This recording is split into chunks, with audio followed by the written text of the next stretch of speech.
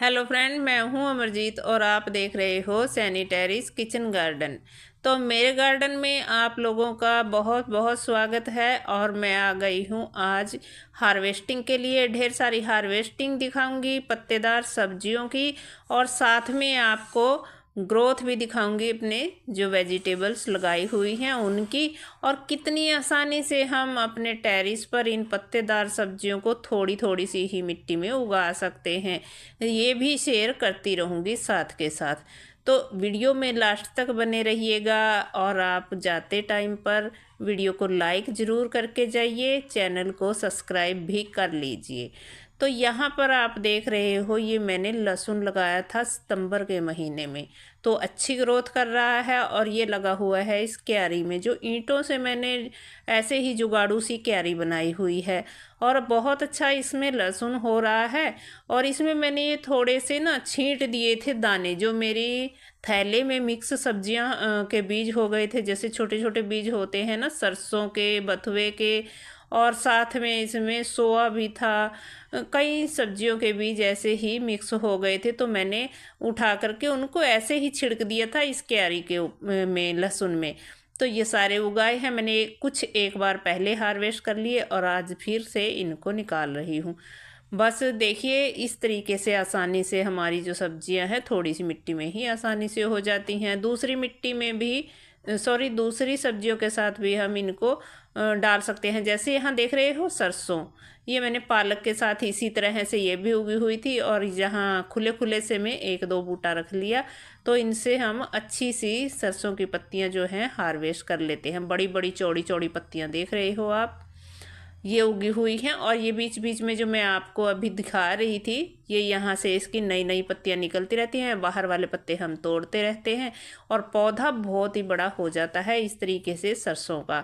तो ये दो तरीके की देख रहे हो, पीली भी सरसों है, और ये जो काले वाली सरसों होती है वो भी है, कांटेदार सी होती है। इसके पत्ते थोड़े से हाथ में चुभने से वाले लगते हैं, तो इसको कांटेदार सी सरसों जो है वो कहते हैं। ये सरसों जो है बहुत ही अच्छे, इससे टेस्टी साग बनता है।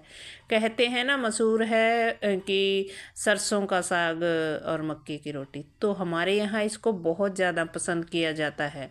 और एक बात आपके साथ ये भी शेयर करना चाहती हूँ कि देखिए, जब हम ये पत्तेदार सब्जियाँ जितनी भी लगाते हैं, जैसे सरसों हो गई, पालक हो गई, मेथी हो गई, बथुआ, तो कितनी सारी हमारे यहाँ पे ये इस तरीके की सब्जियां होती हैं, तो सभी के अगर हम थोड़े थोड़े, मूली हो गई, चुकंदर हो गई, तो सभी के थोड़े थोड़े पत्ते अगर हम डालते हैं और साग उनसे फिर तैयार करते हैं, तो वो साग यकीन मानिए बहुत ही टेस्टी तैयार होता है। आप एक बार करके देखिए। हमारे यहाँ पे ये डिश जो है मशहूर है। वैसे बोलने में आता है कि पालक और सरसों का साग, अगर बाज़ार में जाते हैं अलग अलग गुच्छियाँ इनकी मिलती हैं। और यहाँ पर ये गोभी का फूल देख लीजिए, अभी बच रहा है, ना ही मंकी ने खाया ना ही गिलहरी ने खाया, तो अभी तो ये बचे हुए हैं। देखती हूँ कब तक बचते हैं या मुझे मिलते हैं। तो इस तरीके से तो अच्छी हार्वेस्टिंग मेरे यहाँ पे हो रही है, ग्रोथ भी अच्छी चल रही है सारी ही सब्जियों की। तो इसमें से मैंने आपको बताया भी था कि मैं निकाल लूँगी सारी ये जो बथुआ और सरसों लगी हुई है, क्योंकि ये गोभी जो है अभी ग्रोथ करने लग गई है, तो भीड़ भाड़ सी इसके अंदर हो गई थी। तो हमने साग भी हार्वेस्ट कर लिया जब तक गोभी के छोटे छोटे पौधे थे। अब गोभी बड़ी होने लगी है, तो इसके बीच में से हमने साग निकाल लिया है, हमें साग भी मिल गया। डबल डबल ऐसे हमें सब्जियां मिल जाती हैं, इसी को कहते हैं मिक्स क्रॉप। तो मेरे यहाँ पे इस तरीके से देखिए, बड़ा बड़ा जो पत्ता है, कई मुझे कमेंट आए हैं कि कीड़े लग रहे हैं, हमारे पालक में कीड़े लग रहे हैं, या हमारी जो बेलें हैं उनके पत्तों में कीड़े लग रहे हैं। तो सबसे पहली बात तो आप शावर करके उनको पानी दीजिए।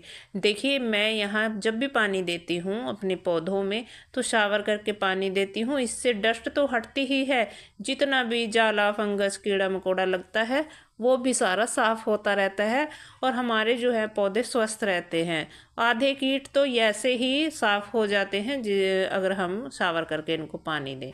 तो देखिए मेरी टोकरी भरने को है और मैं ये सारी चीज़ें मिक्स करते हैं हम। धनिया पत्ती हो गई, बथुआ हो गया और मेथी हो गई, ये लहसुन की पत्तियाँ, प्याज की पत्तियाँ, अगर इस तरीके से हम बनाते हैं तो साग इतना टेस्टी बनता है। आप दोस्तों एक बार बनाकर देखिए, हमारे यहाँ इसी तरीके से बनाया जाता है।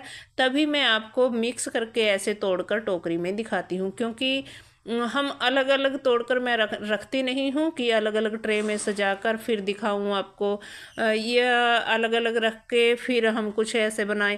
हम इन सारी चीज़ों को मिक्स करके और फिर काट कर इनको अच्छे से फिर बनाते हैं साग। तो वो साग जो है बहुत ही टेस्टी बनता है। एक बार आप भी बनाकर देखिएगा प्लीज़। अगर नहीं आप बनाते हैं इस तरीके से तो सिर्फ सरसों और पालक से साग इतना टेस्टी नहीं बनता है।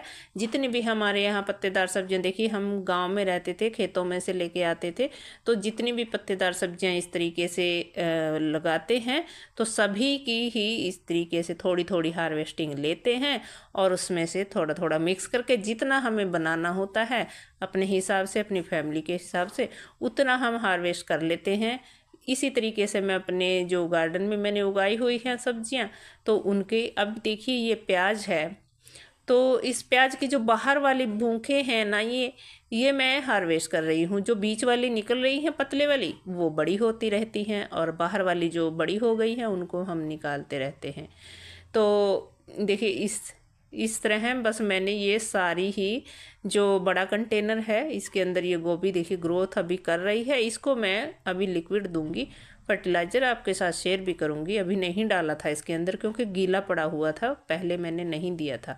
और यहाँ देखिए कितना बड़ा और स्वस्थ पौधा, ये यहाँ बैंगन के बीच में ऐसे ही यहाँ भी छिड़क दिए थे मैंने दाने। मैं ऐसे ही डाल देती हूँ और आप भी ऐसे ही डाल दें। अभी भी आप उगा सकते हैं अगर इस तरीके से साग उगाना चाहें, पत्तेदार सब्जियाँ। ये जैसे सरसों बहुत जल्दी तैयार हो जाती है, अगर हम दूसरे जैसे बैंगन है, टमाटर है, उनके साथ एक दो बीज ऐसे ही छिड़क दें तो ये एक एक पत्ता, और ऐसे ही पालक का भी, तो ये लाल साग भी, सारे ही ऐसे ही हैं पत्तेदार सब्जियां। एक एक दाना ऐसे छिड़क दें, कहीं कहीं पर भी एक दो दाना हर कंटेनर में, तो बहुत अच्छा हमारा साग जो है उसको तैयार हो जाता है। और यहाँ पर ये मिर्च, तो साग के लिए मिर्ची भी ले लेते हैं। अब ये लाल भी हो रही है और ये पौधा जो है बहुत लदा हुआ है। यहाँ एक प्याज भी मैंने वैसा लगाया हुआ था, ये गोल वाला, और ये कुछ पौध के भी मैंने 4-5 यहाँ पर प्याज लगाए हुए हैं इसके साथ ही। तो बस ये मिर्चियाँ भी हम ले लेंगे साग के डालने के लिए। तो इस तरीके से मिर्चियाँ भी हो रही हैं, अपना यहाँ भी लगी हुई हैं, इस पर भी लाल हो रही हैं, इसमें से भी ले लेती हूँ। तो देखिए मैंने ये कचरे से भरा था, आपके साथ शेयर भी किया था। ये जो आप सरसों का यहाँ पर कंटेनर देख रहे हैं, ये कचरे से भरकर और इसमें डाल दिए थे सरसों के दाने। तो देखिए कितनी बड़ी बड़ी ये सरसों हुई है, आज हमने हार्वेस्टिंग की है इसकी। और साथ में देखिए ये मूली के पत्ते, इनका टेस्ट आप देखते हो ना, मूली का टेस्ट जो है, और पत्तों की सब्जी भी बनाई जाती है, तो हमारे यहाँ इसको साग में डाला जाता है पत्तों को, तो इनसे भी बहुत अच्छा टेस्ट जो है हमारे साग का हो जाता है। तो हमारे यहाँ ये इसी तरीके से मिक्स करके सारी चीज़ों का फिर से साग इसका तैयार किया जाता है।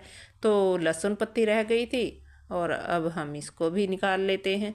थोड़ी थोड़ी सी ये बाहर वाली पत्ती हमें तोड़नी होती है इसकी लहसुन की भी, क्योंकि बीच में जो पतली वाली जो मेन इसकी ब्रांच निकलती है अंदर से, तो उसको बड़ा होना होता है। जो बाहर वाली बड़ी हो जाती हैं उनको हम तोड़ लेते हैं। तो बस फिर इस तरीके से मेरी टोकरी भर के साग तैयार है। आप भी इसी तरीके से उगाइए और खाइए। फिर मिलूँ।